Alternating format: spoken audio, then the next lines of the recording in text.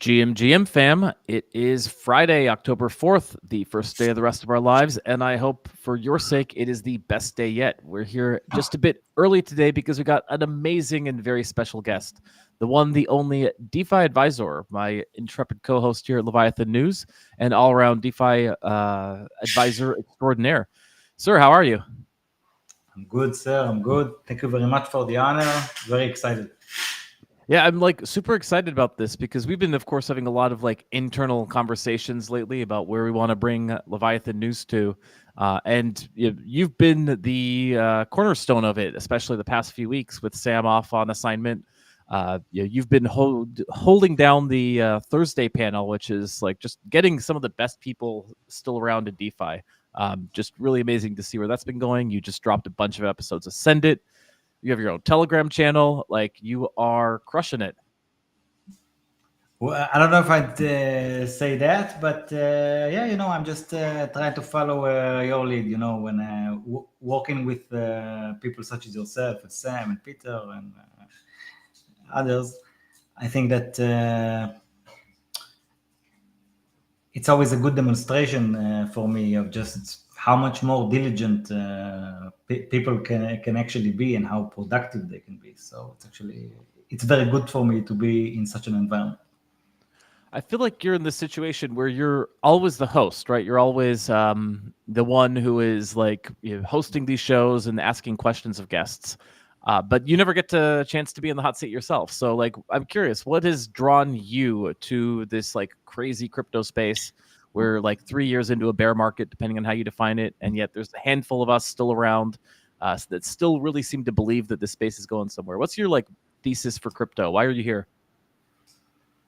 I got drawn to it back in 2020, when the world was so crazy. My life really changed. Like I'm sure that many can say the same. But for me, really, it was a very meaningful year. My life completely changed, and I think that today, a few years after, I'm a very different person.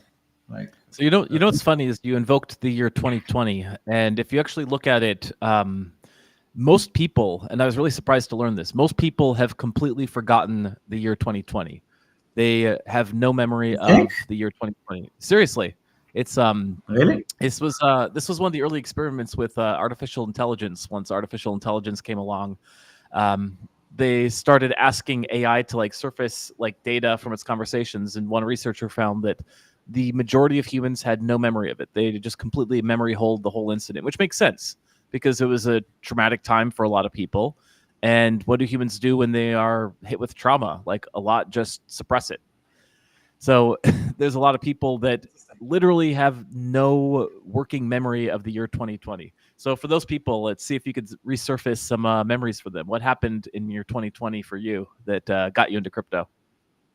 I don't want to go too deep because I think that the conversation might take too long if we go there. But with the whole Llama party, like sir. mess, We got time.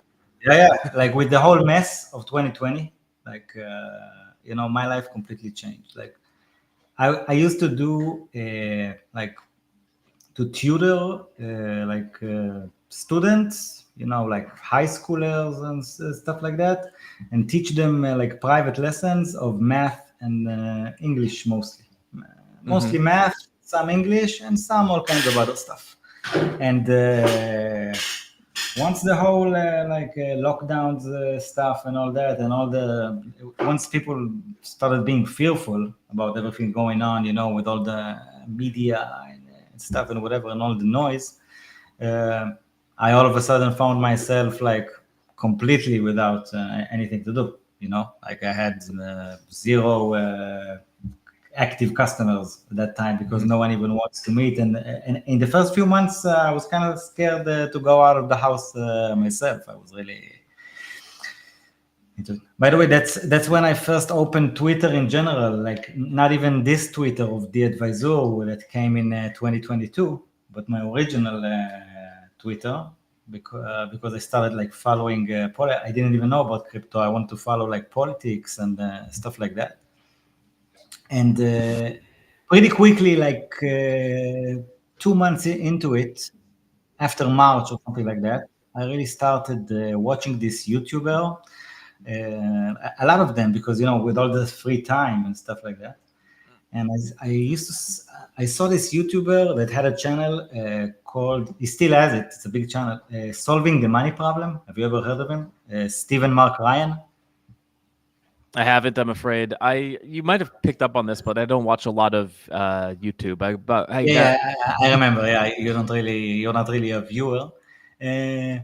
He's pretty funny, and he makes these videos. At that time, he mostly made like Tesla videos, and I think that's most of what he does today. But I'm not following him the last few years. It was mostly in 2020. And he was talking about Tesla and the stock all the time. And I started looking at it, and I was like, oh my God, like they used to tell me that these stock market things, that if they do 20% a year, it's a lot. And I see that it's doing like 100%. And at some point it's like 400%. And I'm telling myself like, okay, like stuff is going on. I have to get involved in some way. And in July, on July, for the first time, I saw the channel of Ivan on Tech. You know who Ivan on Tech is? I've heard of Ivan on Tech, yeah. Okay, so he has a very big channel, and in 2020, I think it was I think he was really his energy. Let's say it this way: his energy was amazing. Like he had a daily show every day, like, and full of energy. It would like pump you up. And of course, like, after a year or something like that, I realized that a lot of it is like the shilling stuff, and like I don't necessarily agree with everything that he does or how he does it. But in a way, I think he's one of the most, I still do, like, he's one of the most brilliant YouTubers. And he really, if you know how to filter the info, he really does provide actually a lot of data, especially like regarding crypto news and his perspective. And he's a pretty smart, he's actually a very smart guy. And all of a sudden I noticed that, okay, this crypto stuff that I once heard about, but I never really like paid any attention. I was like, okay, these stocks are doing 400%, but these coins are doing like 17x or something like that. The coin I remember, like the first coin I remember was Band Protocol, doing a 17x in a month. And I told myself like, okay, like I have to do something. And I had some money like in some savings account, and I decided, okay, I have to like own it and make a move. And I bought some with all that money, not that much, yeah, but everything I had, I bought stocks with it, I bought crypto with it, and started rolling. And this was at the market peak, though, right? Around 20. If you bought in around 2020. No, 2020. It was like I bought at the perfect timing in a way. Okay. Like I started buying at September 2020. Okay. And so basically, you're most here of go ahead. You're here in crypto for the gains, right? Is what it sounds like. You're here because originally for sure. Money. Yeah. Originally for sure. I think that after a while you start also like learning something about the ethos, and I think that in a way it kept me going, because other people that we all got enthusiastic at first, and like people didn't really kept going and really cared. But for me, I think that I was very passionate about all the other meaningful stuff outside the gains. I wouldn't say necessarily like in it for the tech, but it's like in it for the freedom in a way. Crypto is really like a mechanism to free society. But for sure, like the thing that actually had drawn me into, and for sure I'm still interested in, like we all are, like I want gains, like for sure. But It's really it's an evolving perception, like I'm a very different, like I was a complete clueless investor or a trader or whatever you want to call it, and at least now I have like some experience in a way, so I may do better choices this time. But I think it's a process. I think there's a long way to go, and I'm only 4 years in. I think it's something that people should look at as something that's going in the long. for the Of long. course, I wouldn't accuse you of just being here for the gains because you're here at the depths of the bear market. So, of course, you're like obviously here for something more. But I'm just Yeah, like but I'm at curious first to it hear was the. banned. At first it was banned protocol 17x. I never bought any banned protocol specifically, but I was like, how can it be that something does 17x a month? Like back then, it was like I couldn't believe it. I just couldn't believe it. No. I mean, what I think is interesting about this is like, yeah, we're all sitting here wondering when retail is going to be here to show up and become exit liquidity for all of us, so we can dump on them. So hearing how people got into crypto is really interesting because, like, I think it's the case that like all these amazing values within crypto that you discussed, like the decentralization and like the amazing talent that's here, like it's all like really good reasons to stick around once you're here, but people just only come in when they see number going up. And it's sort of like we're doomed to repeat this circus a bunch of times, right? Like there's going to be another at some point there will inevitably be a bull market, prices will go up, a new wave of retail will get attracted. We'll see who knows how many months of like price go up, and then at some point price will go down again, and we'll probably head into another 4 maybe year bust cycle. But the true believers will stick around at that point. We're just doomed. Yeah. We're doomed to repeat this cycle forever, aren't we? In a way, yeah. It's probably perpetuating. But you know, who knows? Like I think that there are people that like maybe you would know, because I'm convinced that you at least a few extra years before me. Like I would imagine that you were in like at least in like 2016, something like that. I got in 2014 actually, and then wow. I kind of popped out when it was really boring around 2017, 2018 during that bear market. This bull market, or bear market, I should say, is very different, as Diego in the comments points out. There actually is such a thing as DeFi. There's cash flow. Cash flow never really existed before the advent of DeFi. So all of a sudden you can get this like other crowd of people that you aren't here for the eye-popping gains. I get that most people are here for the eye-popping gains. Like when I ask people why they are in crypto, like through polls in my Twitter account, like there's a lot of traders here. And I'm not a trader definitively. Like I can't time the market. I can't draw lines on charts. I know that I just don't know when to. I just don't know when to sell. You know, that's like my thing. I don't know. Like I hold it. I just hold it, and then it goes up. Same here. Every time the market hits, I just don't know how to sell. Every time the market hits all-time high, I'm like, oh, this is it. This is the super cycle. We're going up. Yeah. This is going to double itself tomorrow. So how would I like? That's my FOMO or whatever. Like I don't want the spacecraft to go without me. You know, exactly. Like that. I'm more nervous about that than just being more humble and saying, okay, yeah, just take the money. Like look how much money. Like, you know, in my terms, like in retrospect, I've made so many irresponsible decisions. I think Bowtied Bull has a really good framework on it. I don't know if you follow the Bowtied Bull, formerly Wall Street Playboy Substack. He just says, as soon as you get a 2x, sell half. That's like the rule of thumb. If you don't know what to do. It does. It takes discipline, you know? And it's always so easy to tell yourself, yeah, but like, come on, I'm not going to like, what if it goes up? You know, it's that constant struggle of your greed with your rational. And I think that like the lesson I've learned is that like the practical reason for not being greedy, forget the moral stuff or whatever, like I have like empiric data, just like by my own experience these past few years, that because I was greedy, I have less money. You know, it's true.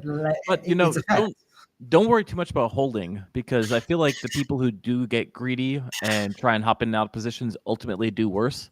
Because on the long enough time scale, we know that. I mean, this might not always hold it. You know, none of this is financial advice, people. Blah blah blah. We know that Bitcoin generally goes up, and even Ethereum to a lesser degree than Bitcoin, but Ethereum generally goes up. We don't know yet about the DeFi coins. They seem like they generally go down, except maybe Aave. But I do think at some point when there's a big rip roaring up for Bitcoin and Ethereum, we'll also see a lot of the like altcoins go up. So my guess is if you just hold these things on a long enough time frame, they mostly generally go up because we know the dollar generally goes down. Like, Yeah. not to like oversimplify it. Again, not financial advice, any of this. Yeah. Now, it might be you could have done better. Like, what's funny to me is like, no matter how much I try and overthink it, the best strategy I ever could have done was just hold Bitcoin, right? Like, my biggest mistake, if you want to say that, it was like around 2020. I looked at all the cool stuff that was going on in Ethereum, and I'm like, whoa, this is so much better than Bitcoin. It's inevitable that this is going to do better than Bitcoin, and it's like by no means been the case. So every Bitcoin I sold, just like the Bitcoin maxis back in the day said, I've regretted. But I don't actually regret it because like I like Ethereum so much better. Like Ethereum is just amazing. Exactly. It gives you like another kind of stimulus, like it gives you an intellectual stimulus, and all of a sudden like you find yourself like all of a sudden that's what you do. Like, for me, I remember like discovering your channel. I don't know if it was 2021 or something like that, when you used to do these like 1 minute streams. I think I even noticed the videos before I noticed the Substack, maybe. I'm not sure. Like, but I was like fascinated to all of a sudden see someone actually doing so much content and such deep content on one protocol. Like, and Curve wasn't even that much of an ecosystem back then, at least. Like, maybe it started having Convex when I was watching it, but it wasn't anything like as wide as now. That like, okay, and now it's more natural for me to understand how one guy can only do like Curve content all week, because there are so many projects. But even like back then, I was kind of fascinated. And also, you're very like your appearance and like the way you did it was very unusual in the YouTube scene. Like, I know you don't watch that many videos, but let me tell you, your videos are quite unusual. And yeah, but then when I saw the Substacks, I was like, wow, this is something great. And I think that like in retrospect, for sure, like you were a huge influence about me, like when I started doing Another Day in Crypto, the blog itself. Oh wow, well that means a lot, sir. Thank you. I will say like we could talk a lot about YouTube strategy, and perhaps we should. I do think that is one of the things that like oftentimes like the days move like so fast in crypto that we kind of like lose the long-term vision. But it really is the case, I think, that 4 years ago, 5 years ago, let's say, there was not enough content in even Bitcoin or Ethereum necessarily to be intellectually interesting. And I think around 2021 there was a big flippening where there emerged a number of protocols, each of which were like so interesting that you could spend an entire life studying Aave. You could spend an entire lifetime studying Aerodrome. You could spend an entire lifetime studying Maker or any of these protocols. And there was enough content there, basically. Like they were very fertile for exploration. That really is new in the space. And it's around 2019, it was possible to like read Twitter for half an hour and understand everything that's going on in crypto. Nowadays, you can't do that. And that really is like at least a sign to me that like this space is like extremely undervalued. I don't think that today you can follow crypto if you have 48 hours a day. No, not at all. Not at all. It's just this like Precambrian explosion. They talk about the singularity in artificial intelligence. It was like a singularity for crypto that got passed, and few people really talk about it. Yeah, and like it's like too many parallel dimensions for the same industry, like for the same communities. Like sometimes like the big, even when I was doing Another Day in Crypto, I used to like get that like sometimes you do know like there's a day and you do know about all the interesting events of the day and you really feel you caught it all. But other times you're like, okay, I was looking at these 3 like events that seemed big, but okay, I didn't even see a 200 million hack that happened.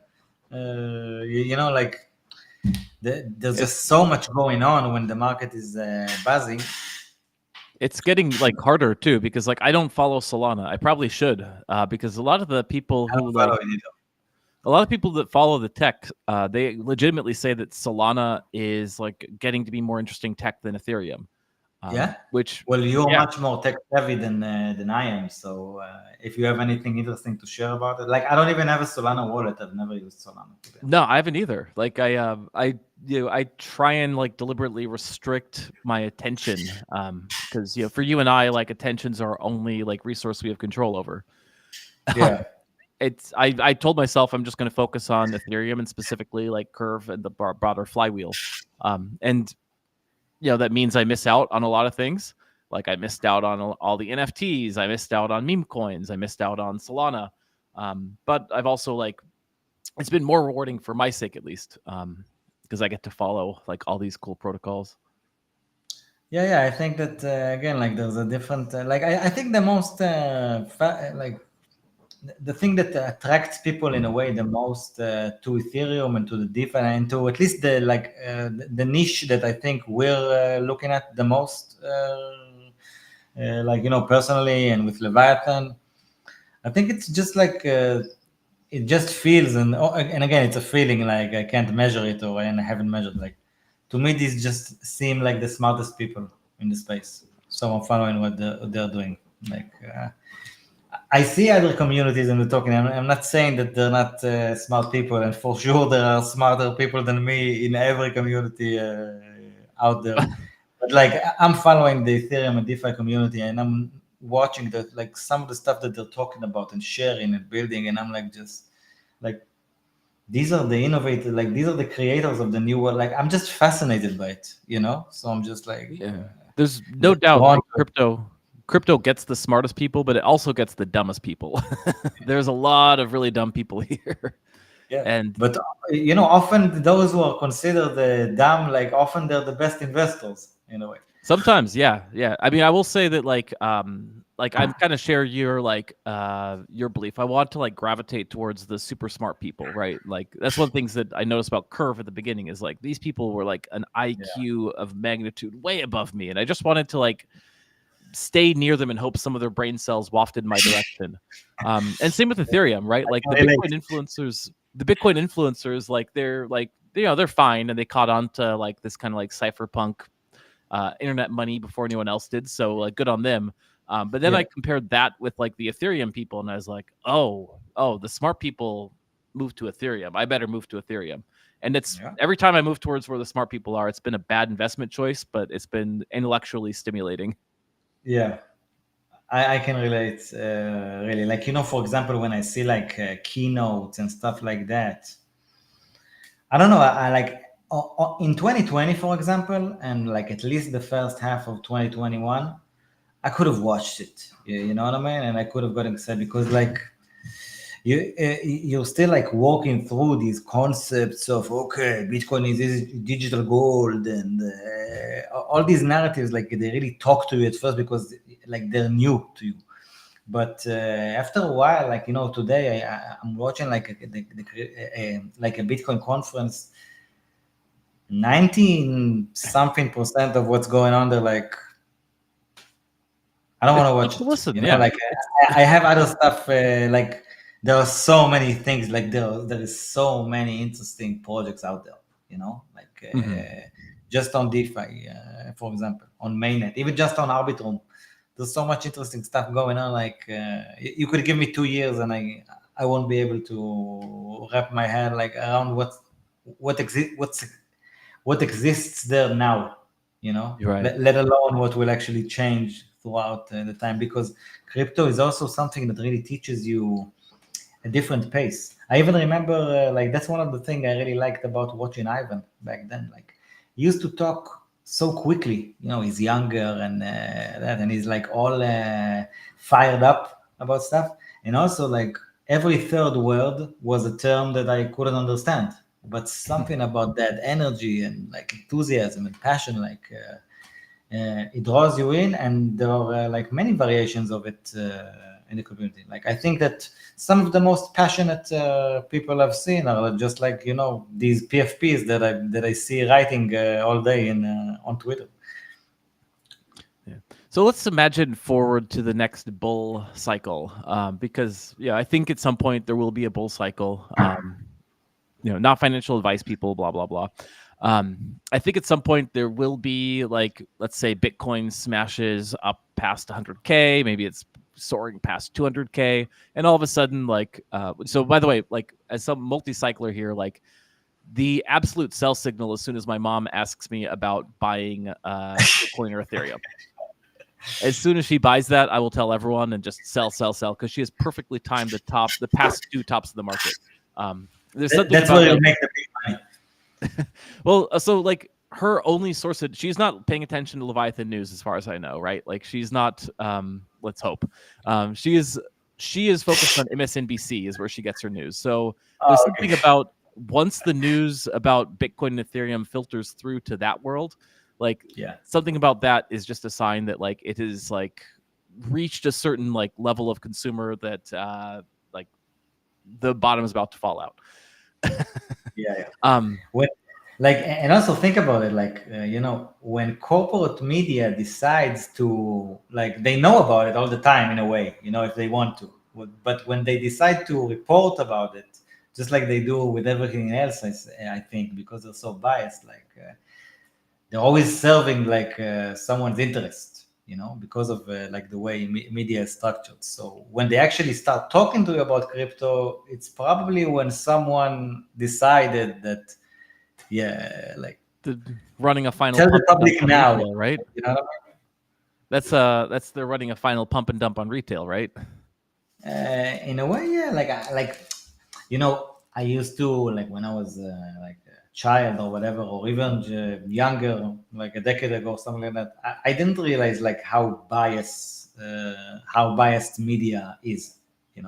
I think maybe in a way it's what drawn me to like do content and media stuff, like just the sheer feeling of stuff is not being done right. Even to like amateurs can do often a better job than a lot of what's going on. So I think that. Well, sir, like without pointing fingers, you are the media. You and I together are building Leviathan News. Like but we're not corporate media yet. Yeah, but I got my suit. Yeah. No. But that's what you got. Like, other than the suit, there's nothing corporate about the. Oh shoot! I thought the suit would fool people. No. Like I think it's like an important question because like rather than like I think the one thing we could say about like the mainstream media, if you want to call it that, is that they've got a formula that works very well for their purposes, right? Like they want to like sell ads and they want to like nestle up to certain power structures, and what they're doing works for them.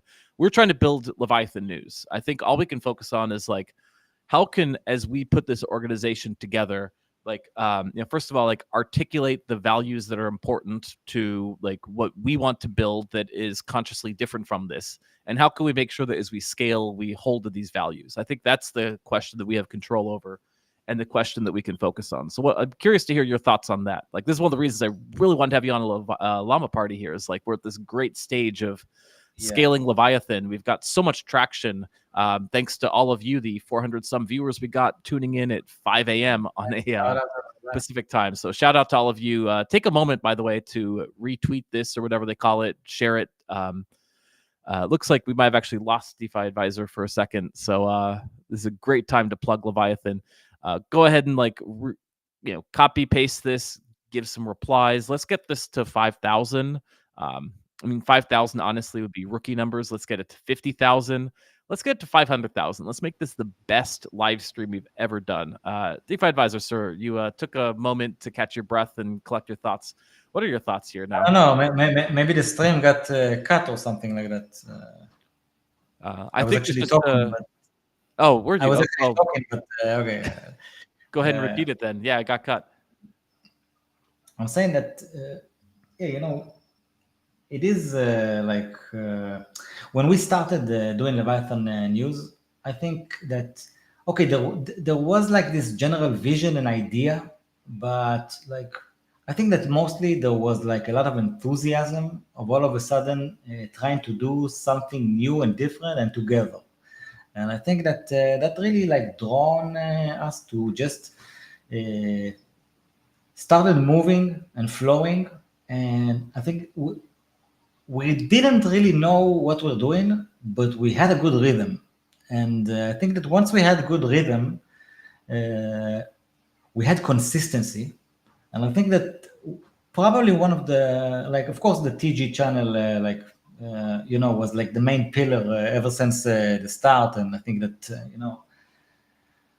the whole infrastructure that you've set up there of like the bot, I think that's it's already done a tremendous service to us. Like there's no wonder that like it's the most that it is already the place that like some people are already engaging with it from community, quite a few actually.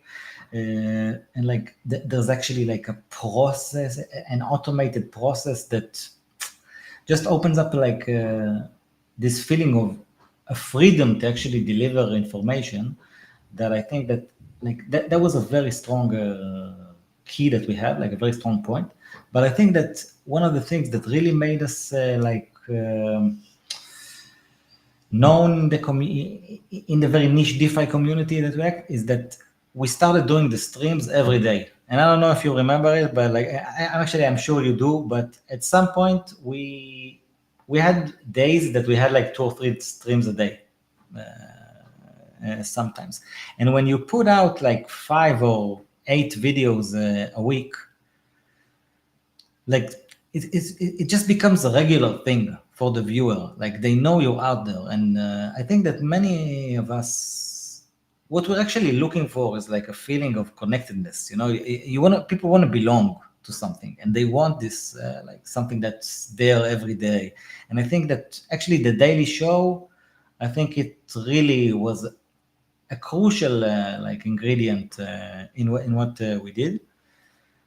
And with time, it's kind of natural that not everyone is available for the same things all the time. But I think that one of the challenges that we have moving forward is, okay, how do we not only regain momentum on some aspects and really like get more people involved? I think it's also about, can we go back to like even before the beginning in a way, and start asking ourselves, okay, what's the actual vision? And where are we trying to take that? What do we actually want it to become?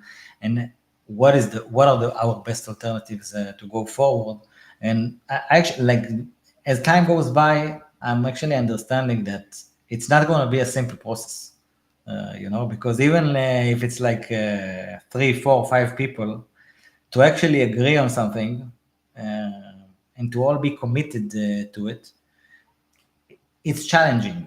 And like, I'm very curious to see like what we will be able to do as a team, as a community, and also like how will we learn with time to like just uh, let it also like for example, if you want to start doing a specific thing, I want you to have the freedom to do it within Leviathan. If I want to start doing like like a new show or something, I want to have the freedom to do it. If someone from the community who's never been on Leviathan and wants to do it, like I want like the whole point, like at least in my vision of Leviathan, I want it to be a hub of him coming and saying, oh, I kind of want to do this show on Leviathan, like can I do it? And like I want our attitude to be, sure, man, like the whole point is for you to do it. But like I can't tell like what do you really see Leviathan becoming in the long run, what Sam thinks, Peter and the others, like who knows. Yeah, no, it's really interesting to hear that. So just for the people listening at home, like I feel like at Leviathan we like have all these internal talks, but we do a very like poor job of kind of like presenting any of this to the outside world, right? Like a lot of this is just like you say, it's in our heads, um, and we're all in different places. But just so you like viewers who are like, watching or listening this get a sense of what Leviathan is as of October 2024, we really have like two, I'd say, like kind of like flagship offerings. We have our Telegram and to a less to all another degrees like X syndicated news feed, and then we have our like broadcasting, like live streaming, YouTube stuff, Spotify stuff. So the way that the like Telegram side of things works is we have this bot on Telegram, and we have a large like community of, let's call it like decentralized degens that are finding news, submitting news. And this is one of the like pieces of Leviathan that I spend most of my time on, is like how do we like build this kind of like bot and community to actually like be able to like, what the problems with like we both acknowledge with crypto is it's too big for any one person to understand all of it. Like the only way we're going to get comprehensive coverage of crypto is to actually have this kind of decentralized bottom-up army feeding news upwards, as opposed to like a top-down newsroom that decides, okay, X and Y are the stories for the day. So on the like in terms of like the like news gathering side of things, like we really rely on the community.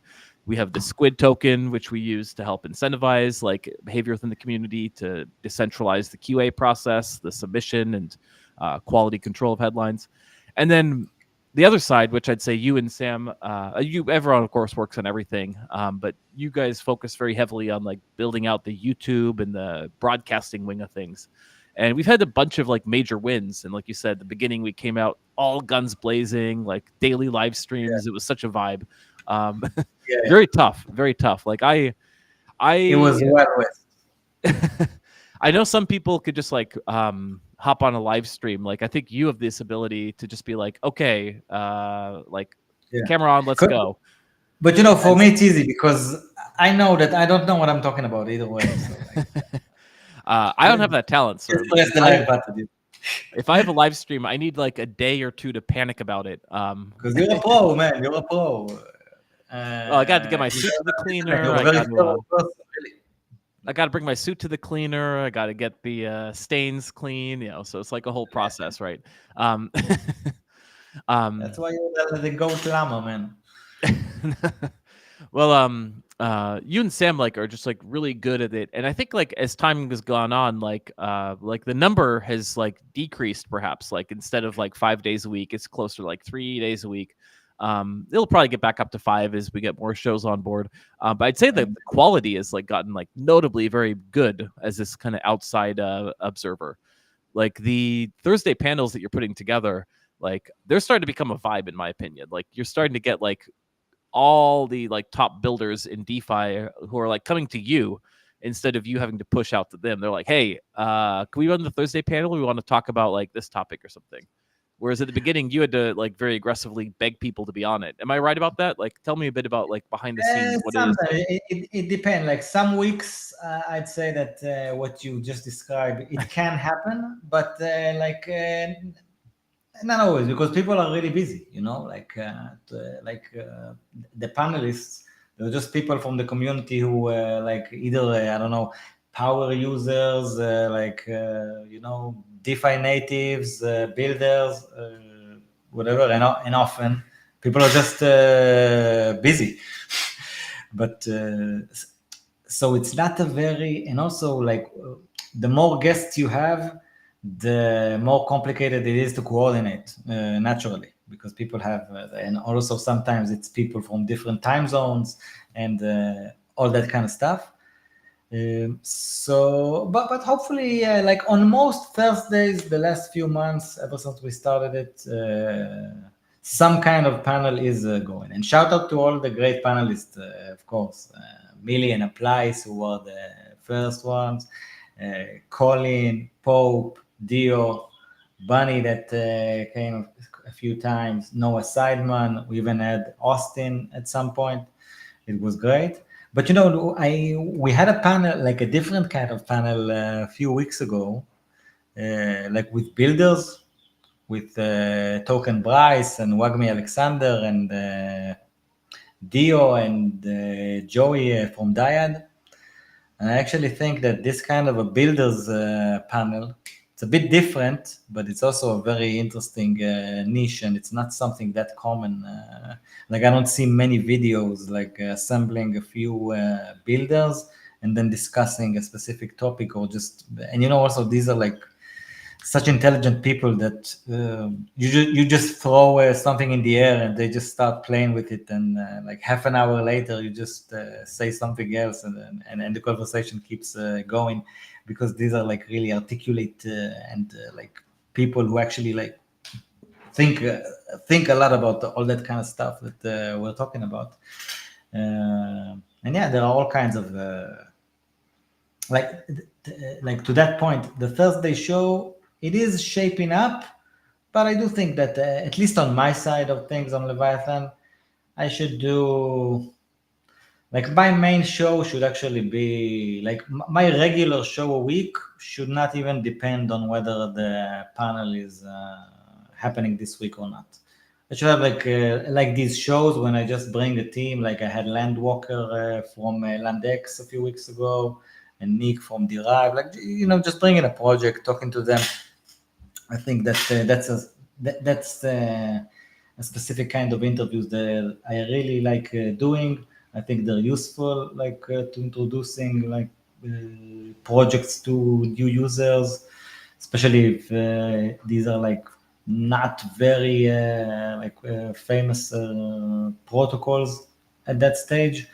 And I also think that's it's kind of a show that's easier to be pretty sure that you can make at least one happen every week.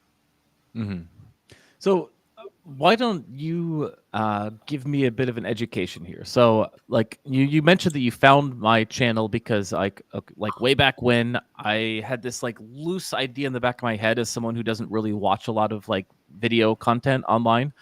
Like I grokked on some intuitive level that like video is huge on the internet, and you need to have like a strong like video presence to succeed in the internet as of this decade, 2020.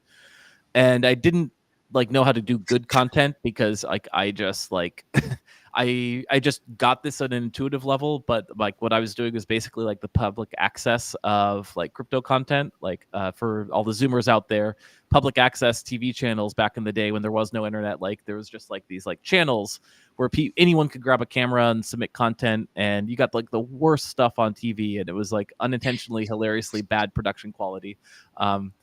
But you know, it serves this like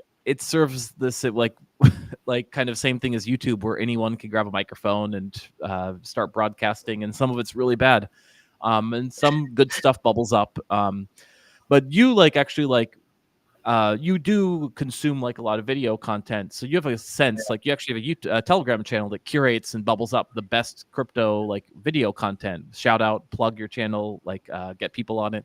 Like what in your opinion is the role of like what video can do really well in this crypto space in terms of getting people to like the best content on crypto? Like what is a good video for crypto? Like where does this fit in the whole like kind of broader ecosystem?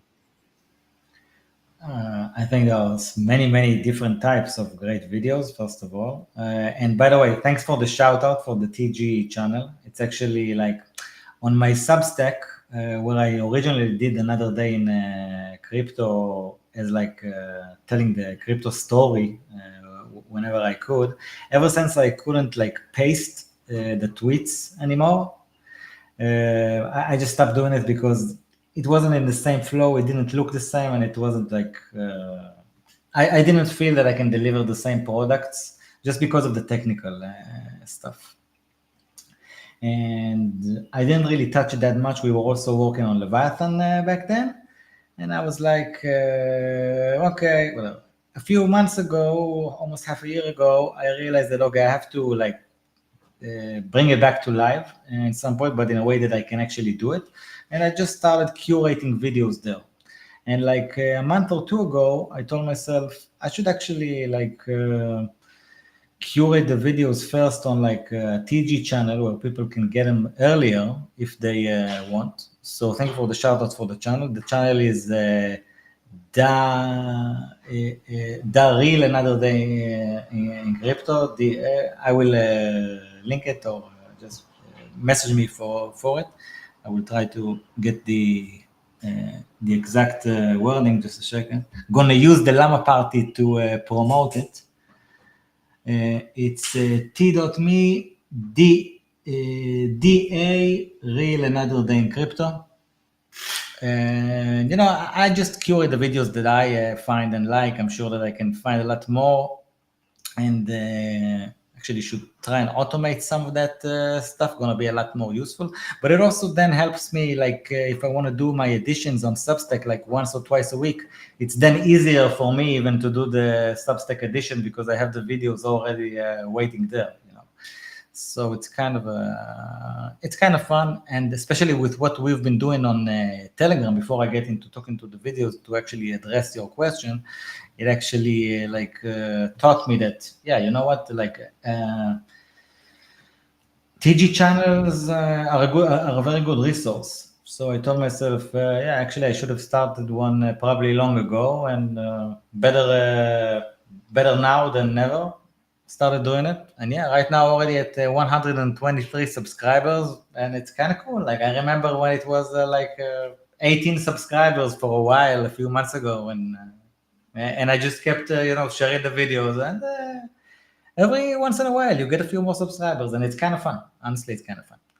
To your question though, after that very long side story, I think there are many different types of videos that can work. And it's all about, do you know the term avatar when people say it in marketing and that kind of stuff? I'm familiar with the movie. I don't think it's really about the movie. I think it's about I don't know how to explain it exactly. I don't really understand it exactly, I guess, in order to be able to explain it well enough. But the avatar is like who you actually, you should define who's your viewer, and then try to make everything that fit them, and in order to build all that funneling and stuff like that. And I guess that many people have many different ways of doing it. In my personal opinion, I think the thing I'm drawn to the most when I see these videos, I'm looking for, I think, above all, authenticity, people who are honest, reliable, and deliver relevant info in a smart way and on time. With in the information business, if you wait too long, it's gone. You can't tell yesterday's story. No one cares anymore. There are new stories now, so we have to be able to deliver it on time. And I think there are probably endless ways to follow all these principles. And if you do that, you actually have a great substance for your content. Now you have the first layer, you have to have the content itself. The second layer is, okay, what do you do production wise? How does the video actually feels and look? For example, I think that at some point, especially if we start earning some revenue, as I think we hope and started striving for. By the way, any sponsors in the audience, feel free to reach out to me, to CurveCap, to Sam. Our DMs are open, as they say. Still looking out for new sponsors. And I imagine that at some point we should make the whole thing just look better. You know what I mean? Production wise, you know what I mean? Yeah, I'm curious actually to hear you go into more depth on this question of sponsors, because you pointed out at the beginning that you thought that a lot of the kind of quote unquote mainstream media, we'll call it for want of a better term, corporate media, whatever you want, they one of the problems that the kind of CNNs and Fox Newses and MSNBCs the world on some level have is that they're beholden to their sponsors first, and as a result there's a lot of things they can't say, right? They can't can't publish a piece that's critical of their sponsors, even if their sponsors are doing tremendous harm in the world. And this is one of the reasons, in my opinion, and we can get into that's a whole separate conversation, which we don't necessarily need to get into. Or we could, it's a llama party. We can talk about whatever we want. But like, there's a lot that you can't talk about in like the traditional news business. And how do you like structure Leviathan in a way where, if like, let's say, FTX was like throwing sponsorships at everyone 4 years ago. Like, if FTX is around today, they might start throwing sponsorship at Leviathan, and then we might like sit there and turn a blind eye towards wrongdoing FTX is doing, or Do Kwon. Like, how does Leviathan actually keep some level of integrity if it's going to start getting money from some of these sponsors? We will have to man up and do it. I'm not saying it will be easy, and I'm not saying that what we will for sure do. But honestly, there's no other way than, like, I can't think of, at least for now, of another way rather than being able to turn down big money. Have you ever heard of a YouTuber called Tom Nash? Guilty. I have not heard of it. I am so bad at this. Is why I need to subscribe to. I'm going to subscribe to DA Real Another Day in Crypto on Telegram. So you're already there, Kirk. You're already there. You subscribed like a month ago. All right, but it apparently hasn't penetrated yet, so I need to do my homework. Go ahead, tell me. Tom Nash, no, he's not a crypto YouTuber, and today I'm not following him. He used to do like his thing was that he was like a finance guy in one of the big four companies, right? There's like the big four of finance: Ernst & Young, KPMG, and the two others, Deloitte, and there's another one. I always forget. In a way, he was working at one of them, and then he just like left it and started his own channel, and he was like analyzing all kinds of stuff. And he's actually a very smart guy. He can really like tell a good story, had his jokes. And one of the things about his channel, he would always like, people have hooks when they start the show. Every time, like they always started in the same, like you start the Llama party your own way, the way you start. I start when I start the show, I will say hello everyone, Leviathan News, blah blah blah. He always used to start with don't click nothing, don't buy nothing. Like his whole thing was that he's not selling you or sponsoring anything. Okay, and then what did he do at some point? He took FTX on as a sponsor. Okay, and I'm talking about after years of not taking sponsors. Okay, he had a very big channel. Like I don't remember the numbers, but like he wasn't like at our numbers or something like that. Now he had, I think, at least 6 figures followers. Like okay, and okay, like he took a sponsorship with FTX.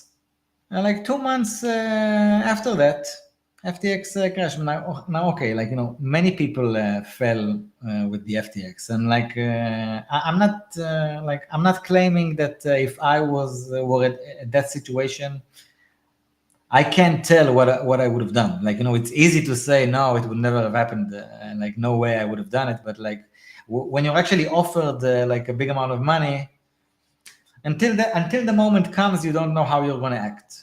You can tell yourself that you know how you're going to act, but that is not necessarily the case. And like FTX blew up. People lost money. And think of the situation that he got himself in. Like he built a reputation on one thing, and then all of a sudden, because of choosing one wrong sponsor that actually paid, like he made some videos after it telling how, okay, this is like that was such big money that's like college education for his kids, or like however he described it. Like I'm not getting into the fact, like like is it or wasn't it? Like, I have no idea what he actually got. What I'm actually saying is that just like you mentioned, taking on a sponsor is a huge risk with stuff that can happen, with pressures that can come from the sponsor. Like a sponsorship is not an ideal structure to make revenue. It's actually like, I think it's just, at least I think it is, in a way, it's the easiest one, I think, to get. But I actually think that if we get deeper into it, I think that subscription models in a way are actually fairer. Yeah, in many ways, because like the audience knows that, you know what, you're actually doing it. Like for example, I'm sure that every subscriber on your Substack that is a paying subscriber, I'm pretty sure he's happy with what he's paying, and he's like happy to pay you for what you do, because you know that you constantly deliver great value. And I think that there are a lot of people who are willing to pay for it. When I was in Belgrade and I met Abmis, if you know him, he actually told me that you guys make such great content. I was very like excited and happy about it, and thanked him. And he was like, man, if you start charging for that kind of content, I'm paying. Like because it's the kind we're talking about, the stuff that he wants to people to talk about, and it's not necessarily content that's covered that much on the bigger channels. So I actually think that we shouldn't be too locked in on just getting sponsors. I do think that it's the right way for us to start, to get some revenue, to get some kind of cash flow into the system, and actually to enable us to do some other stuff. You were asking me about content earlier. I think that one of the things that we were up till now, basically we haven't done any of it, and probably that's like very like not like would have been very useful to do it, if you will. We do practically zero content extraction, if you know what I mean. Like we record an episode of like an hour, half an hour, an hour and a half. We create a lot of content. If we were to cut like from each of these episodes 1, 2, 3 clips of short like topic, I don't know, sometimes it's a minute, sometimes it's 3 minutes, sometimes it's like you just have to think about it, like, okay, yeah, I'm going to cut this part of the conversation because it was fun, and put it out as clips on YouTube and other medias, and also maybe like cut even some smaller segments and get them out there as YouTube shorts and reels. I don't know, expand into stuff like that people in the industry don't even like to hear their name, the names, like Instagram, God forbid TikTok or stuff like that, with like content that's just something that we extract out of what we already do, let alone actually start doing like this kind of content like with intent. Sam did some videos like that on the early months. And by the way, these are the videos that got the most views till today, maybe other than the Tetra episode. Way back then. So I agree that TikTok is one of those things like Grok on an intuitive level. Like we got to be there; it's the vibe. But I also like, as a person who like, you're noticing like I'm a stick in the mud and all these things. I don't watch TikTok, but I do get that you have to dance. A serious guy. And dance is something that I don't do. This is my dance. This is my one dance. Good enough.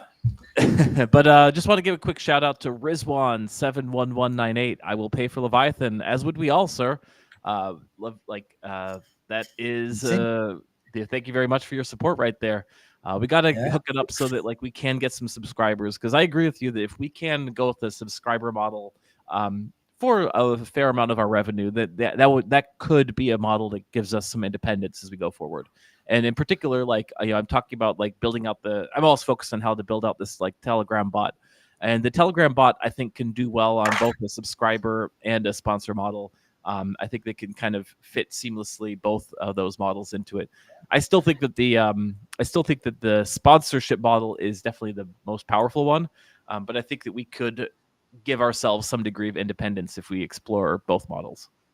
Yeah, I think there's a lot to play with also, especially in our industry. And I think, there's also like an elephant in the room, because I think what we like, if you really ask me in the long run, what we we should build a treasury and then like just do DeFi without treasury and have like, that should be our earning. you know, You actually with the could nowadays. Yeah, that's a model that didn't exist 5 years ago. But you could invest in cash generating assets. You could run an yes, and with Ethereum the kind of node. stuff that you know and Sam knows, man, we don't even need to get to like insane amounts of money in the treasury to use different strategies and use that as something. And by the way, if we actually do that, like imagine we can actually reach like a revenue out off of our assets. Yes. And by the way, maybe even we can do like a raise from a community, but I don't know, maybe I'm saying something inappropriate here. I mean, of But course, none of this is financial advice. And anything we're talking about here is yeah, fully hypothetical. We'll talk with our lawyers before we do anything. But why aren't we taking our Squid stack and lending it on Llama, or borrowing Curve USD on Llama Land on Fraxtal? Like we have a Llama Land vault right there. We have it's Squid. exactly the point, Kirkup, you know, it's exactly the point. We're doing so many different steps, we're exploring so many different things, but we're not conveying messages in like a call to action way that really gets the audience to and the community as engaged as it should be in order for the whole thing to go where I think in our vision, in our imagination, we want it to go. You know what I mean? Like for example, with the Squid token, every day, like when I talk to someone, like usually they don't even know there's a Squid token, and then they really you're incentivizing. And what it actually means is that we're not conveying this message clearly enough. We're not giving the proper call to action for the community to actually participate. And like we talk about like on our talks quite often, I think that that's like our biggest competitive advantage. Like, and I actually think that that's going to be the case. Like, whoever, if we really want, like, and by the way, remember our talk like last week, just you and me. You said something I think that is extremely on point.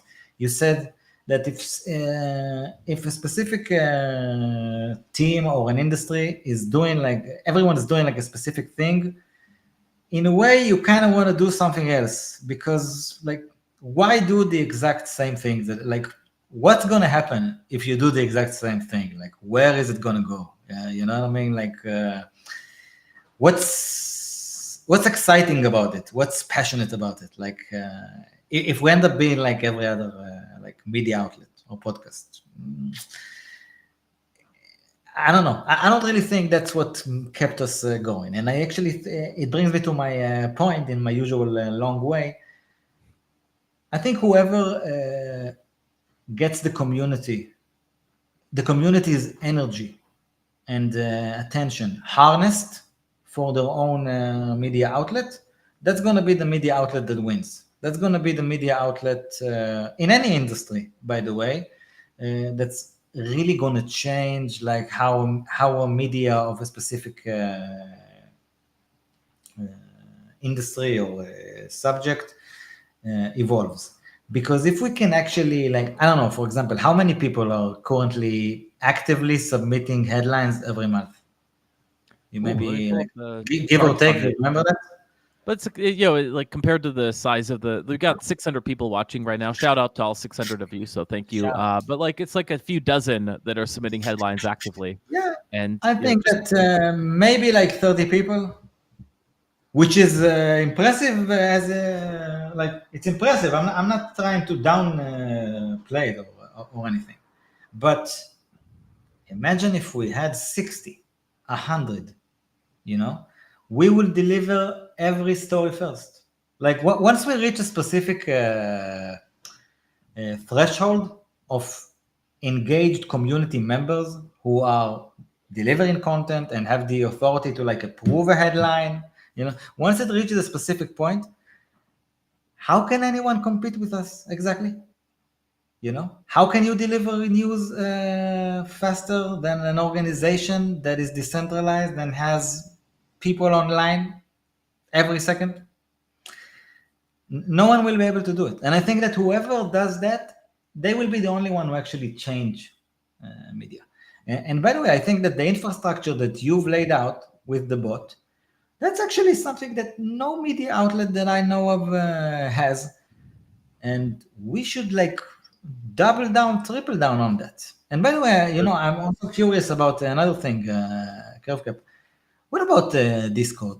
Shouldn't we also shouldn't we have like parallel worlds?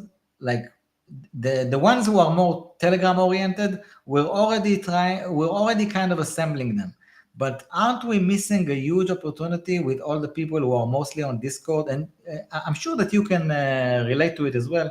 Many people on Discord, like the type of people who, especially in crypto, who are on Discord, they are often very active people. There's a very big chance of getting people engaged with a bot and submitting headlines. I think that even on that specific aspect, I think Discord is better oriented than Telegram in a way. I think not necessarily technically with the bots and all that stuff. I know nothing about that, but just from the point of like getting your community engaged, I think that's kind of the whole point of Discord. And I think that we're not wise about neglecting it. Yeah. And I'm not saying again that it's easy, but I do think that and that's why I go back to what I told you earlier about the vision. Like we should actually think of what are the few keys that we really should double down on to achieve success in the way that we see success, like according to our vision, to what we really want to create here. And then how do we actually push for it? And I actually think that, if we actually do it right, then very quickly stuff can change and accelerate because you know how these things are. If you reach escape velocity, you reach escape velocity, So it's funny you mentioned Discord. So a lot of just quick aside that one of the reasons that you get a lot of traders talking on YouTube and few builders talking on YouTube is because talking about dev stuff doesn't do well on YouTube or X or a lot of social media, right? Like it's the builders that are the best alpha on Twitter by far comes from the accounts that are devs that have 5 followers and they're actually building all the crap that everyone's talking about. But I just preface this to say this is not going to be a good story. But a quick story about building the Leviathan bot is that we actually have a Discord channel. And for the past few months, I've been super focused on squashing some bugs with the Telegram bot. It's not an interesting story, as I warned you all, but we were accidentally not clearing out old headlines. So every new headline that got posted, there was this insane loop, and it was causing the server to crash because it's having to send out thousands and then an increasing number of messages as new headlines got posted. Finally got it cleared out. Now it's working. Bot's running smooth. And yet, despite the fact that Telegram bot was on death's door for at periods throughout the past few months, the Discord bot, which I built 2 years ago and didn't give a second thought to, has been working just fine. So we have a Discord group, and it's got the bot in there. You can post headlines from it. We've got actually a few hundred followers have joined this Discord group. So we actually have a Discord group that has all the bare bones of what we need to get a amazing community off the ground. It's on us that we haven't done anything with it. Yeah, it goes back to I think that really one of the things that and it's because we're not that kind of people. We're not used to doing it, not on our own personal content that we do separately, and that it kind of made us not do it as a group as well. We should know how to do the basic thing of a call to action of telling the community, go to this link, join our Discord, and it should pop up on screen, and it should have and we should always have all our links in every description, and all, and we should tell people comment. This kind of stuff really affects. If we, for example, if you look at our YouTube videos, it's very rare that we have any comments. I'm not talking about the live stream comments. I'm talking about the actual comments on below the video, after the video on YouTube. If you're familiar with it, I'm so bad at watching YouTube, sir. YouTube, after the video is out, you have like the comments that are not like the comments that you get on a live stream. It's like a comment on a regular video where people see it and like they comment after the fact. They ask questions, they have some comments or whatever. And this is actually the kind of thing that really bumps the video up. More and more people can know about it. So I actually think that, yeah, it's one of our biggest challenges, and the thing that we should really change is this. It's this call to action stuff. It's content extraction, like I told you earlier. Like we should make content out of our existing content. There's so much stuff that we can do, and it's like getting the community engaged and doing some stuff. But don't get me wrong, there are stuff that like I think that are actually incredible. Like for example, you being able to pull Llama Risk Team to do their shows on Leviathan News. I think that's a very like it's an amazing exclusive kind of content. Like you never see it anywhere. It's so good. I hope everyone's been watching. And really, like, look at the numbers that it got. When were they on? Like, it was yesterday, right? I think a bit further back than that, but it's so good. People, please check that out if you haven't already. The Llama Risk Team. Well, it's like the actual like movers and shakers. They're doing stuff. Yeah, we're talking. They're doing. Yeah. But they chose our talking platform to talk. And I think that's exactly like. I think that if we can attract more of these like teams who research stuff, who do like all kinds of these like public services within the industry, then again, in general, what I'm trying to say is the more we actually become like a hub for the community to feel that they have a home to express themselves, and we're not just like, okay, it's another podcast and today they have this guest. It's more like I actually think that like the paradigm shift is right in front of us. It's only a question if we're able to actually be the ones who are going to implement it, because media is changing. We see it in front of our eyes. We're in a way participating in it. But I just think that, this can actually go so many ways. And if we actually get a lot of people involved and we're able to like deliver news quickly and to get some sponsorships and get some revenue and build a treasury, we can find ourselves like, I don't know, even in a year or a few years with a treasury, making money out of yield and stuff and smart strategies. And maybe we get to a point that we don't even want to take any sponsors, because it will bring us like our complete freedom and like comfortable feeling to actually feel like, we don't need to be biased anymore. By the way, let me tell you about another podcast that I'm following that you're probably not following. Look at you already bumping up the link, respect.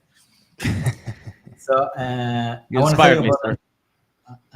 You inspire me more.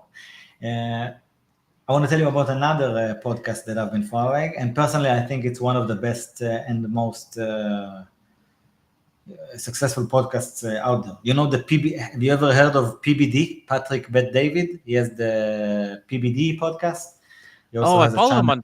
I'm familiar with him on Twitter. That guy's a total Chad. Listen, he's like a billionaire or something like that. He comes from, he was a military guy. He was born in Iran. He lived in Germany. He has like an amazing life story. And he was in the insurance business. And today he's basically all about media. And I actually think that he has like one of the best media outlets out there in general. I think he's building an empire. And I think he's going to be like one of the strongest people in the media in the upcoming decades. Like I think Pat is the real deal. And also, by the way, he's a Middle Eastern, and there's like something about them when you see him, like I don't know, a specific attitude, or maybe like it is a culture thing in a way, and it's like PBD is just something else. So PBD, for example, he just recently he used to have all kinds of sponsors, pretty big sponsors, all these like gold companies that sell these gold bullions or however you call it. Yeah, there are all kinds of sponsors. But just recently, he stopped taking sponsors. He's making money, off of his like other businesses, merch. By the way, I hope we're going to have Leviathan merch at some point. Like, hope the audience is going to demand it at some point. Leviathan socks, maybe. And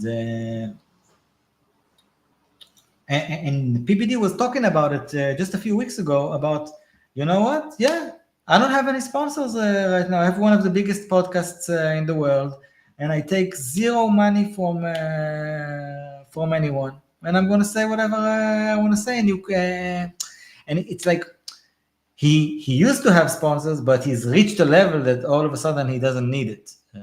And okay, we don't. And you know what? With DeFi, I don't think we have to be nearly as big as PBD in order to be able to, if we're creative enough and wise enough, there are actually so many ways in front of us, especially in our industry, to make money, to raise money, to earn money, to invest money, that, what can I tell you? I believe in us. PBD always says future looks bright. It's one of the, he always tells you like, I'm with you in a lot of parts, but then there's also like as you well know, like not everyone can afford to kind of like do it as a hobby for a long span of time, because people have real world, like they got to pay the bills, they got to they got families to feed, so like I think that like yes, it's possible if you can like kind of like go for a long enough time. Like yeah, you can make that happen. It doesn't necessarily like work to like keep the team together if the team if the team is complete chads, they're gonna like at some point be like, well, do I keep doing Leviathan for free, or do I take this like $500K per year corporate job that's throwing money at me? Like at some point, people are gonna like bend and take the $500K corporate job. For sure. No, and listen, I'm not saying that it's something we should do tomorrow, but I'm saying that if we have it in mind and we're willing to actually consider it and like, not just, listen, there's a lot to learn from all these Web 2 revenue models. But if we're a crypto business in a way, and we're not leveraging the fact that we're in crypto, then we're just boomers. That's not what we should do. We should be wiser.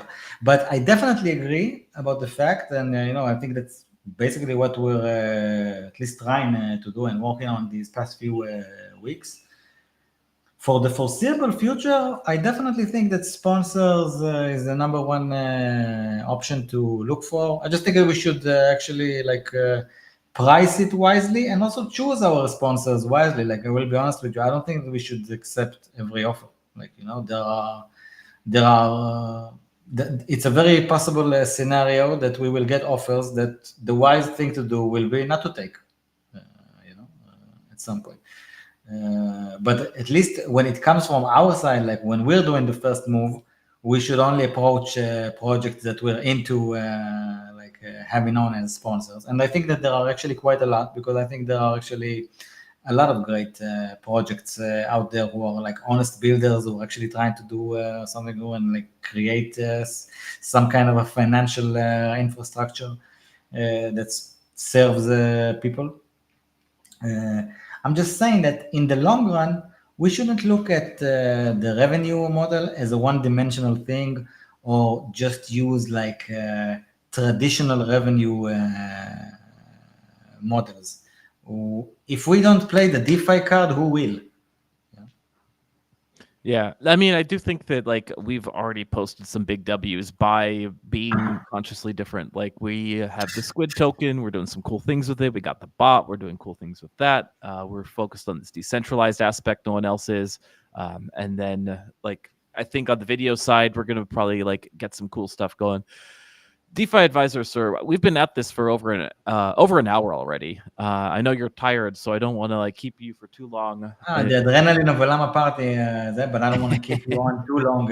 But if you have a few more minutes, I got as much time. I just want to make sure that before like you crash, like we talk about anything you want to talk about. Like, is there something I should be asking you about or topics of conversation that you'd like to talk about that we haven't got to yet? I actually think that the Leviathan talk is like the thing that we both enjoy the most to talk about, and I think it's most relevant for both of us together and the audience, of course. So actually, we're over 640 viewers, so we're doing something right. Let's get that to 6,400 or 64,000. To be honest, people. By the way, take a minute, help us out. Like reply to this. That helps out a lot on X replies. So it's like a reply guy paradise. Retweet it. Give it a heart. You know. Whatever you can do, bookmark it. Try bookmarking it. See what happens. And feel free to also like reply in the comments. You can see we turned the comment stream on, so this is like a live llama party. Like, see if you can get us to like censor content because it's so offensive. But you know, works on YouTube as well. I actually think that like, okay, if we are maybe we can just try in the next few minutes to explain the audience, because I'm sure that at least some of the folks here don't know, okay, what is the Squid token? Where can they learn about it? What is at least up till now possible to do with it? Why? Like, what are we able to say, not able to say? I don't even know. Like, how do we start structuring that message? Because, you know, we say there's a token out there, but it's also vague, you know, that I think that it really puts a barrier for people to, okay, they know there's a token, but... Oh, sir, you know I hate talking about this thing the most in public because you're safe, relatively speaking. I mean, that's a whole other can of worms, but you're in Israel, which makes you safer on some aspects. Other more like potent aspects, a lot less safe. So like... but I'm in the United States. Like, even just talking about cryptocurrency, I feel like the feds are going to bust down the door and throw me really? because I have a Rabbi account.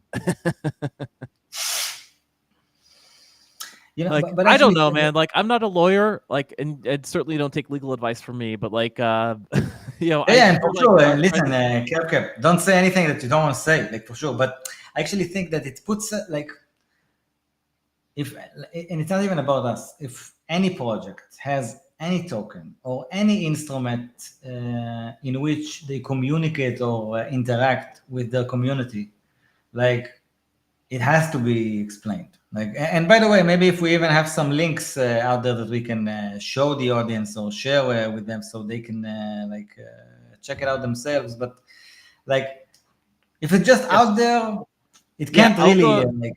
I'll go ahead and share a link. Everyone should visit the SEC.gov, and if you're talking about playing games with tokens, you should register, seek a Wells notice. Like, come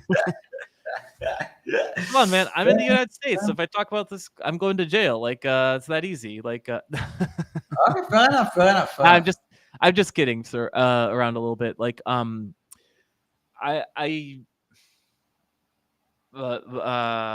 we do a terrible job of messaging about the token. But I will like talk like the abstract about some things, which I think in our conversations with lawyers it's okay to talk about. But you know, we have this concept of like an incentive token where you do certain actions around the Leviathan ecosystem and you get squid. So we structure it where every month we actually look at who has interacted with the Telegram bot that we've created. It's on Telegram, LNN_headline_bot. We post the link pretty often from the Telegram feed. So subscribe to our Telegram feed and you'll get that there. You can just check this bento link for all of our links, by the way. And as users do certain actions like submitting headlines that get approved or helping to edit these headlines or signing up to within the DM with the bot to curate the quality control of the headlines, we start dropping squid on people every single month. And we visualize the squid drops. They look a bit like this. Like it's a giant, monstrous, like horrible tentacled creature flying in the sky, just throwing these tokens at people. And they're crash with such an impact that they like cause the entire town to flee in terror and run away. And they beg us, stop dropping these tokens. It's destroying the fabric of our community. And we don't stop because we're Leviathan. We can't be stopped. We just keep dropping these tokens on people, whether they want them or not. So sign up for the bot, and you will be having money thrown at you so hard you'll be begging us to stop. Yeah. I don't know if it's money, but it's tokens. Yeah. So not money, not certainly not money. As far as I know, it's not money. It's worthless. If they keep like arguing if ETH is money, then Squid is not money yet. No. Squid is absolutely worthless. So that's the worst part about it, is we just shower your wallet with these tokens that are completely and utterly worthless. No, honestly, like even if there is like a price, like what does it even mean? Like, and I think that at least in our case, it rounds to zero. It rounds to zero. Most of the audience, like if you think Squid has any value, at least for now, go away. We don't want you. We want the token. Print the token out, put it on your wall as a certificate. That's this real value, is just the memes and the feels. Yeah, it's like they say, one squid equals one squid. Yeah. But you're in Israel, so if you wanted to try and do something with a squid, you could. Like, I'm in America, so I don't touch tokens. I only deal with what my financial advisor, who's registered and licensed, tells me to do. My financial advisor has not recommended squid in any way, shape, or form. But you're in Israel. You could do things differently. Yeah, when I get my squid on Foxtel, I try to do whatever I can with them. And if you explore, there are some stuff that you can do with your squid token. You can NP them on Foxtel. No way. I don't believe that. Yeah, I have no idea how, but you can.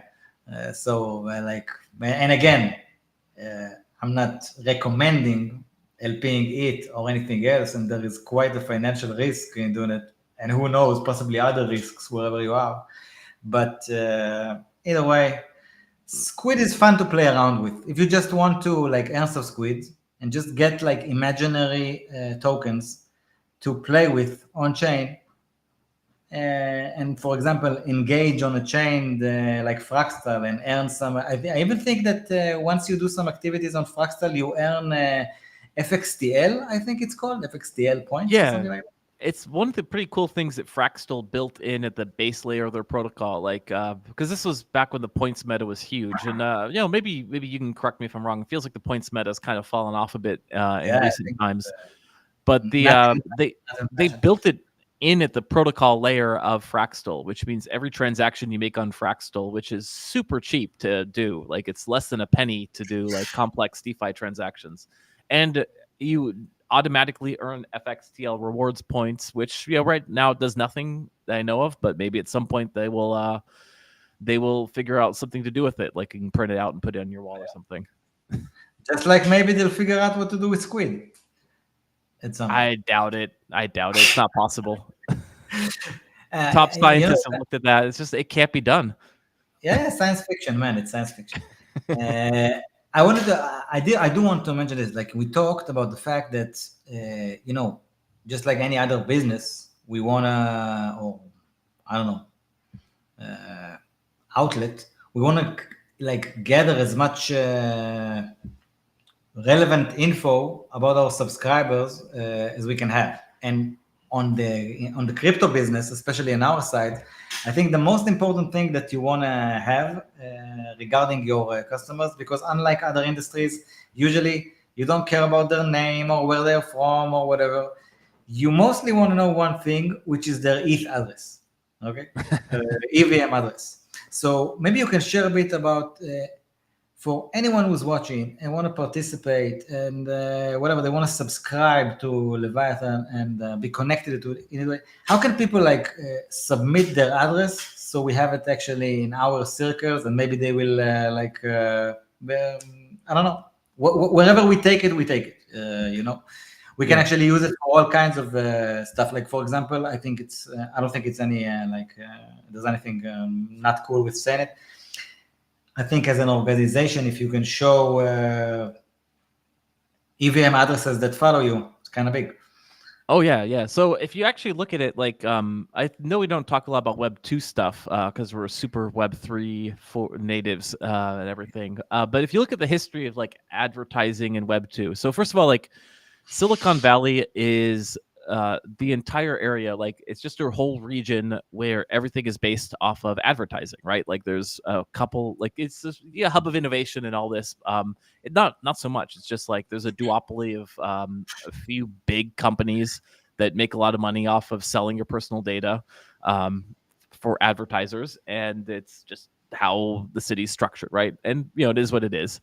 Um, for the longest time, it was just Google, and Google thought, hey, we are going to be able to do the best at ad targeting because we have your search data. And then Facebook came along, and like one of the reasons that Facebook like was so competitive with Google is they said, yes, we're also going to be like advertising kingpins, but it's not because we are like getting this like really like weak signal of what you're searching for, but we have like the like actual conversations you're having with people, and we're going to get much better targeting data from that. So where Google like says like I'm searching for a lawyer, so you get like pretty good competitive auction on that because like that's a very lucrative thing. Facebook would actually like be right there in your conversation and target on like incredibly like micro interests, like okay, this person is like like super engaged in this kind of content or that kind of content, and could like just kick the crap out of Google in terms of targeting. And that's where Google was like trying to like compete and catch up for the longest time. But like no one's like looked at like Web3 as like extracting even stronger signal, right? Because both these things we talked about are oblique because they're covering behaviors that are not like directly connected with transactions that involve money. But every transaction you make on chain costs money to make that transaction, which is very different from Web 2. So if you are playing on Fractal, it costs a penny. If you're playing on Ethereum, it costs dollars. And you're usually like moving tens of thousands or hundreds of thousands of dollars around. So there's like such actual intent and signal you could get. And I think that's one of the biggest things that like has so far been overlooked, which Leviathan is moving to be like amongst the first to like be a leader in the space, is like actually like understanding user behavior, but not in terms of like keyword targeting or things like that, but like what do they actually do on chain? And it's still early days for Web3, but you could tell a lot about people if they prefer transacting on mainnet versus L2s. Are they buying NFTs? Are they playing with meme coins? Are they like hoarding stable coins? What's their behavior? In particular, it's like going to be useful for people who want like target, like I'd like to target whales that are staking their money in DeFi protocols. But as more and more moves on chain, like we're seeing Visa move on chain, we're seeing BlackRock move on chain. Like once all the data about like, oh, I'm just buying a vacation, I'm buying a second house, I'm buying I'm purchasing cigarettes or whatever on chain. Like once that data starts to get on chain and people can target at this incredibly fine-tuned level actual purchase behavior, it's going to become like a business the size of which could displace Google or Facebook. And it could be Leviathan that is able to collect that data if we are first to figure out how to like extract signal from on-chain data. A good It's reason also like to. it's also private, or pseudo private, right? Like on chain, like there's a pseudonymousness. You can tie an EVM to your address if you want, but not everyone does that, and a lot of people interact privately on chain. So how do people actually submit their address to us? Like, can they only use the bot? And how do they get to the bot? What should they do? Maybe even you can, maybe you can even show it on screen. Is it possible? I would like to, except I can't figure out on my Mac how to get the permission set up to get Telegram to show it. I've tried a few times. I'd have to like record a screen share separately. It's super easy though. Like If I try to do it now on my computer, you think it's gonna work? You could try and do a screen share of Telegram if you can. Then I think it won't allow it. It doesn't allow it on mine. Okay. So we Okay, should just record a demo video, or someone not the US should record a demo video. LNN_headline_bot is the address of the bot. Just start up a DM with it, and then it will show you the commands that you can run. One of which is the Ethereum command, which you paste your address in. It's just /Ethereum, and then people can submit the address, if I remember correctly, something Absolutely. like that. So guys, definitely check it out. Like if you really want to take your Leviathan experience to the next level, definitely connect to the bot. It will really help us a lot. Kirk, I really thank you for this honor. I really had an amazing time, and it's kind of surreal to be at an actual Llama party as the guest. I actually think like this is my top in crypto up till now. Sure. I will ask you, I think, one last thing. A bit earlier when we talked, I thought about it. What do you think of like the concept of us starting to do some community calls with the community? You think that? What do you mean by indie calls? You think you'd have any interest? I think that if we want to get the community more involved and engaged, I think maybe the most basic thing that we should start doing is community calls. And it's kind of natural that at first one or two people will show up to the community call, and it will be you, me, and maybe Sam talking to them and telling them, "Hi guys, what's up? Thank you for coming for the community call." And it will probably be a bit awkward at first. We won't feel so sure about what to share, but I actually think it can be a very big benefit for us. It can start getting people more involved and more willing to participate.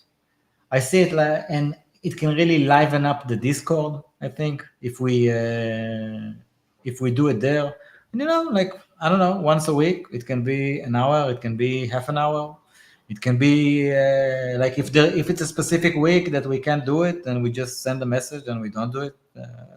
I'm not saying that as like taking on a big commitment. I just think that if one of the goals that we see as most important, and at least like I shared with you, like I definitely do, then we should really take the whole concept of engaging the community much more seriously and start doing it much more actively and especially proactively. For sure, I think it's something we should definitely consider. And I don't think that it should be like that big of a deal. I think that we should just announce the first one, decide the time, schedule it on Discord, and press the button. So I'm strongly pro. It's sort of what I envisioned the Llama parties being. Like I really tried hard to get the Llama parties as like these like big community events that people join. But a dirty secret about me, like I keep like telling you what a stick in the mud I am. Like every single like, okay, so for several years in particular, like I would try and throw parties IRL in real life, and the parties would end up just being me by myself. And similarly, I try and throw the Llama parties where I get a lot of people on stream, and sometimes it's just me, right? And I actually don't mind, because the coolest thing about the best thing about it for someone who's antisocial like me is if you throw a party and you invite everyone you know and nobody shows up, then you have like this like get out of jail free card where you're like, when people then talk to you and are like, "Oh, sorry, I couldn't make it. How was the party?" You're just like, "Oh, it was so good. It was the best." And you really missed out. And no one's can disprove it, right? So like parties of one are the best. And then you don't have to socialize with anyone. And people think you're social. So it's like a win-win-win-win-win if you throw a party and no one shows up. It's a little tougher to fake on these calls, but so it goes. But no, especially because like I am like, people have realized the Emperor's got no suit here, and like I'm having more and more trouble getting guests to come on Llama parties. If we like have a community call Llama party where we just take the time to brainstorm Leviathan stuff, that'd be awesome. Yeah, I actually think that I just think that the audience when they're expecting the Llama party, and especially like the way it's conveyed to them, like at least until this like they feel that they're coming to watch an interview, so they don't feel like it. By the way, that's one of the things that if we do this stuff on Discord, it's much easier to like to address it as a community call rather than when it's on YouTube, for example, and then like where do you share the restream link and that kind of stuff. You know what I mean? So I actually think that I don't know. I actually think that there's a good chance that some people in the community will like it, and even if we can get to just a few people at first, I'm pretty sure that at some point we can get others Here as we go. well. I'm testing it. I just dropped the link. You can all see it on screen. So let's see as we how many people go ahead and join us. We got 672 people watching. The link is sitting right there, people. Like go Already right tired. ahead. Actually, yeah. Let's see if anyone takes us up and pops on. We should open a poly market bet on how long will it take for the first viewer to join. We should even give prizes like the first viewer that joins the stream by this link gets 1,000 squid. Yeah, sure, let's do it. One of the things that like disappoints me about Polymarket, I hope that they try this because after the election's over, knock on wood, in a month. I don't think it'll be over in a month. I think it'll be over in a few months. But what does it mean? Because I think it's like going to become like a lot of elections nowadays and like too close to call. Oh wow. That's what it's going to stretch on, and it's going to be like this divisive thing for like several months. I'm hoping it's over in a month. That'd be great. But Polymarket's going to like not have the like benefit of people trying to bet on an election.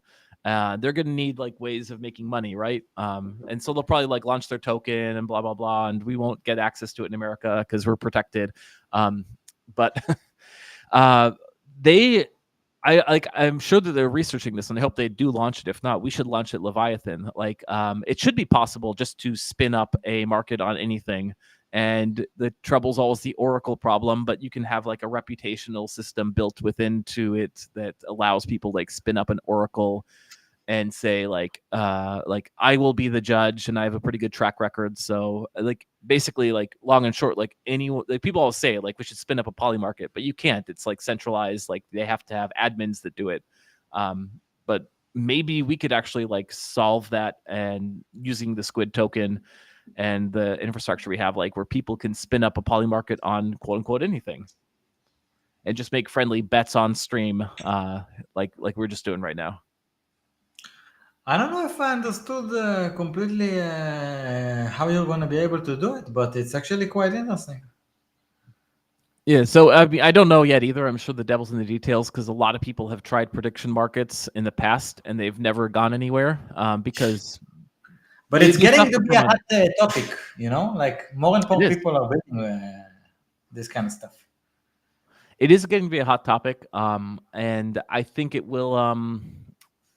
There's always the question in crypto: did something not succeed because there wasn't enough users, or because it's a bad idea? Because a lot of things that people are trying now have been tried. It's just somehow things were a little different this time. Like the EVM was a bit more sophisticated, or the user base was there. And I'm wondering if Polymarket is that, because there have been previous attempts in the past at prediction markets that didn't go anywhere. But maybe it's the case that like Polymarket is succeeding just because there's critical mass of users there. And if so, like that would be bullish, because if they're not doing things like making it easy and permissionless to open your own like Polymarket on things, like maybe that could be some low-hanging fruit for Leviathan. Did you see, shout out to Millie, a friend of the show and also often a panelist on the Leviathan weekly panels on Thursday. Did you see the new project that Millie is working on, the Truth Oracle? No, that sounds cool. It's a kind of prediction market.